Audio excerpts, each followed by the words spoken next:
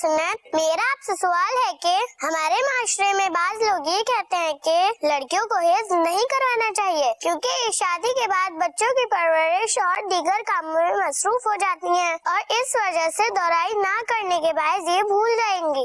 इसलिए बेहतर है कि लड़कियों को हिफ्ज़ ना करवाया जाए ताकि वो इस वईद से बच सके जो इस ज़िमन में बयान हुई। अमीर अहले सुन्नत, इस बारे में आप क्या इरशाद फरमाते हैं? अब बच्चियां भूल जाती हैं या भूल जाती होंगी, बच्चों को तो बड़ा देखा है मैंने, भूल जाते हैं। इनको भी नहीं करवाना चाहिए, है ना। ना लड़का हिफ्ज़ करे ना लड़की हिफ्ज़ करे, तो करे कौन? तीसरी मखलूक कहाँ से लाएंगे जो हिफ्ज़ करे? तो वाकई यानी कि क्या इस्लामी बहने, क्या से भाई होल से लाट के लाट। मैं तो अवामी फर्द हूँ, लाखों से मिला हुआ हूँ, पता है मुझे, लाखों से मुलाकातें की है। हिफ्ज़ याद नहीं आप। और रमजान में तो अगर कहूँ तो शायद अक्सरियत होगी, मुसल्ला सुनाना है, मंजिल पक्की नहीं है, तो ये भी कुछ भूल गया जो कच्ची हो गई, तो यूं तो फिर सब वो हिफ्ज़ करना छोड़ देंगे तो फिर क्या होगा। तो हिफ्ज़ करना, ये कुरान करीम का हिफ्ज़ होना, ये फ़र्ज़ किफ़ाया है हिफ्ज़ करना। अच्छा, अब चाहे इस्लामी बहन करे चाहे इस्लामी भाई करे हिफ्ज़ कुरान, फ़र्ज़ पर अमल का सवाब मिलेगा। और जनरली जो फ़र्ज़ किफ़ाया होता है ना, आम फ़र्ज़ों के मुकाबले में उसकी अहमियत ज़्यादा होती है। मसलन मैं नमाज से अफजल नहीं कह रहा, मैं एक मिसाल समझाने के लिए दे रहा हूँ। नमाज पढ़ना फ़र्ज़ आइन है, यानी कि हर फर्द पर यह फ़र्ज़ है। फ़र्ज़ आइन का मतलब ये खुद पर फ़र्ज़ है, ये फ़र्ज़ है। तो आपने पढ़ी, ना पढ़ते कोई नुकसान दूसरों को तो नहीं था। अच्छा, अब कुरान करीम फ़र्ज़ आइन नहीं है, फ़र्ज़ किफ़ाया है। तो अगर किसी ने भी नहीं किया तो सब गुनाहगार हुए, फ़र्ज़ के तारिक हुए। तो आप में से एक ने जैसे कर लिया तो इसने फ़र्ज़ का तो सवाब पाया, लेकिन आप सबको गुनाह से बचा दिया। तो यूं इसकी शान बढ़ गई। फ़र्ज़ किफ़ाया पर अमल करने वाले की, सुन्नतुल मुअक्कदा अलल किफ़ाया पर अमल करने वालों की, उसके सुन्नत होने पर। इसलिए नमाज जनाजा ये भी फ़र्ज़ आइन नहीं है, फ़र्ज़ किफ़ाया। गुस्ल मय्यत फ़र्ज़ किफ़ाया वगैरह। तो इस तरह की जो चीज़ें फ़र्ज़ किफ़ाया या वाजिब किफ़ाया या सुन्नत किफ़ाया होती हैं, ये अवाम ये इस्तिलाहत समझते नहीं। देखिए, एक का या बाज़ का करना सबको उस जिम्मेदारी से फारिग कर दे, सुबुकदोश कर दे और जिम्मेदारी से बचा ले, ये इसको किफ़ाया बोलते हैं, काफ़ी हो जाए दूसरों को, ठीक है ना। तो यूं ये किफ़ाया पर अमल करना ज़्यादा फजीलत रखता है। तो अब इसमें सारी बहन भी फ़र्ज़ का सवाब काहे को छोड़े भाई, और जिद्दोजहद भी करे कि हिफ्ज़ रहे। क्योंकि मेरे को तो इस्लामी भाइयों से वास्ता ज़्यादा पड़ता है, वो तो बुला दिया जाता है इनको, यूं कहिए इनकी गफलत की वजह से। और जो जिनकी मंजिल पक्की होती है, मुफ्ती दावत इस्लामी मुफ्ती फारूक साहब रहमतुल्लाह अलैह रुकन शूरा, तो ये साबिक रुकन शूरा, अब तो मरहूम रुकन शूरा, तो इनका तो मुझे किसी ने बताया था कि इनको कहीं से भी आयत पूछें तो ये बताते थे। तो इनको पूछा कि भाई आप, यहाँ तक कि कंजुल ईमान शरीफ का तर्जमा बयान करके अगर कहा जाए कि आप इनकी आयत बताने, तो ये बता देते थे, तो फटाफट ये आयतें बताते थे। तो इनको पूछा इसका राज क्या है, बोला मैं रोज की एक मंजिल तिलावत करता हूँ। रोज की एक मंजिल नहीं, समझो कि वो एक 7 दिन में, 1 महीने में 4 बार हो ना, हाँ, 1 महीने में तकरीबन 4 मरतबा कुरान खत्म करते थे। अब यहाँ अपने से तो सच्ची बात है कि साल भर में भी नहीं होता।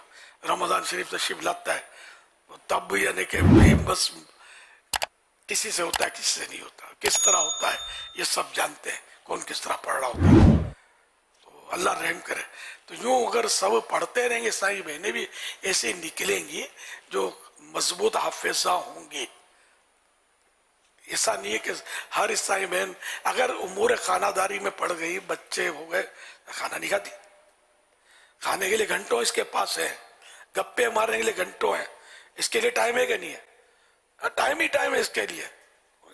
खाली कुरान करीम की तिलावत के लिए तेरे को टाइम नहीं है, भूल जाएगा। हिफ्ज मत करो भाई, झंडा चढ़ा दिया, नहीं नहीं बच्चियों को हिफ्ज मत करवाओ। तो ऐसा नहीं, हिफ्ज करवाएं अल्लाह का नाम लेकर, और ये जहन बनाए कि हिफ्ज करना भी और हिफ्ज बाकी भी रखना है। यही जहन इस्लामी भाई भी बनाए कि हिफ्ज करना भी है और हिफ्ज बाकी भी रखना है। बाकी रखने की सूरत है रोज इसका दौर होता रहे। ज़ाहिर नसीब एक मंजिल, किसी को ये मंजिल नसीब हो जाए तो क्या बात है, उसके पाँव का धोवन हमारे लिए दवा शिफा बन जाए, है ना। लेकिन है तो ये तो बात करते हैं मंजिल शुरू, लेकिन मंजिल तक पहुंचना मुश्किल होता है। इस्तिकामत बड़ी बात है। तो कम से कम एक बारह तो पढ़े रोज का, फिर भी ना होने से तो होना ही अच्छा है ना। अगर डेली एक पारा पढ़ते रहे गौर से पढ़ते रहे, अल्लाह ने चाहा तो हिफ्ज आपको बुलाया नहीं जाएगा, बाकी रहेगा इंशाअल्लाह। तो ये जो हाफिज साहबान, यहाँ मेरा ख्याल एक तादाद इस वक्त आज तो हाफिज साहबान की बैठी होगी, तो ये भी अगर सुस्ती का शिकार हैं तो मेहरबानी करके एक पारा कम से कम, फिर एक पारे से भी ये कि अगर बढ़े आगे सवा पारा करने, कुछ और बढ़े, एक एक रुकू बढ़ाकर 2 पारे पर पहुंचे, यूं मंजिल तक आप पहुंचे तो ये थोड़ा थोड़ा करके भी और मतलब इस्तिकामत की सूरत मिलती है। एक मिसाल दी जाती है कि हाथी के बच्चे को पतली जंजीर में इसकी टांग बांध दो, तो ये कमजोर होता है ना, तो ये थोड़ा पैर खींचेगा, ये तोड़ नहीं सकेगा जंजीर को। तो अब ये इसी जंजीर में इसको बांधे रखो, ये बड़ा हो जाए खींच खींच के, अब ये मायूस हो जाएगा कि यार ये टूटती नहीं अपने से, अब ये बड़ा हो जाएगा। अब तो खाली ये जोर से सांस दे तो टूट जाए, शायद इतना ताकतवर हो गया, लेकिन अब ये उसी जंजीर से बंधा रहेगा, ये जंजीर तोड़ के भागेगा नहीं, क्योंकि नफ्सियाती तौर पर जहन बन गया कि यार मैं इसको तोड़ ही नहीं सकता। तो इस तरह हमने जहन बना लिया कि यार मैं एक मंजिल तिलावत कर ही नहीं सकता, तो इसलिए कर ही नहीं पा रहे। तो ये थोड़े थोड़े करके आगे बढ़े। ये हाथी का कंफर्म नहीं कह रहा, मैंने कहीं पढ़ा या सुना था, खुदा बेहतर ने मेरा अपना तजुर्बा नहीं है, ना किसी फीलबान ने हाथी जो चलाते उनसे पूछा है। आप पूछ के देखना, अगर आपको मालूमात हो या नाजरीन को परफेक्ट मालूमात हो तो मेरी मालूमात में इजाफा करना कि ये मतलब हकीकत है, फसाना नहीं है। कि ये जंजीर अगर शुरू से बांध दी जाए तो ये पतली जंजीर को भी ये ओके कर देता है अपनी जिंदगी भर के लिए। हाथी हमारी बात भी नहीं समझता कि चलो कान इसके ये सुन ले तो बोले अच्छा ये पतली जंजीर में मेरे को बांधते हैं, यूं करके तोड़ के हमला कर दे, तो इसका चांस भी नहीं है। ये भी अल्लाह की नेमत है। हम चाहते हैं कि हर जानवर हमारी बोली जाने, है ना, हमको जिन्नात नजर आए, यार ये नजर नहीं आते। अरे भाई खाली जिन्नात नजर आना क्या, आवाज आएगी ना दाड़ करके गिरोगे हम आ गया है करके, अगर आवाज आए कोई सी खौफनाक तो क्या होगा, जो होगा वो देखना तो अपनी जगह पर ही रह जाएगा। तो ये अल्लाह की नेमत है, बड़ी रहमत है कि जानवर हमारी बोलियां नहीं समझते, हम इनकी बोलियां नहीं समझते, जिन्नात हमको नजर नहीं आते, जिनके माना ये गैब की मखलूक, ये गैब ये हमसे छुपे हुए हैं। और ये अल्लाह की खुदा की कसम अल्लाह की नेमत है, रहमत है। ये एक तादाद मिलेगी जो शौक रखते हैं कि हम इसको देखें, यार काय को अपने लिए रिस्क लेते हो यार। कोई मजाक मस्खरी वाला ही अगर आपको कोई इस तरह की वो हरकत कर देगा, आप बेहोश होके गिर जाओगे। जैसे एक बुढ़िया का किस्सा मन घड़त ही होगा, वो पड़ी थी खाट पर और नीचे का घर था, और ए मलकुल मौत कहाँ है, तो मुझे पकड़, मैं बहुत बीमार हूँ, मैं जिंदगी से बेजार हूँ, मुझे पकड़। तो लड़के बाले गली के सुन गए होंगे, तो ठीक है अब माई की हसरत पूरी करते हैं। इन्होंने कहीं वो आवारा गाय पकड़ी और उसके सींग में बाल्टी रखी और उसको मारा उस घर में धक्का, और उसकी एक पूंछ पकड़ के छुप गया उसके पीछे। और जब वो चारपाई की तरफ गाय यूं हिलती हुई और बाल्टी बजाती हुई पहुंची, ये तो थोड़ा चौंकी, तो उसने आवाज निकाली, आपने मुझे याद फरमाया था तो मैं मलकुल मौत हाजिर हो गया हूँ, क्या हुक्म है। अब बुढ़िया घबराई कि अब तो गए भाई।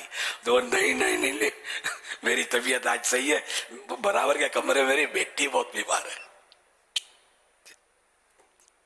तो ये चुटकुला के मतलब ऐसे बोले ना जाए कि जब ये प्रैक्टिकल की सूरत बनेगी तो फिर बर्दाश्त होगा नहीं। सल्लल्लाहु अलैहि हबीब सल्लल्लाहु अलैहि मुहम्मद।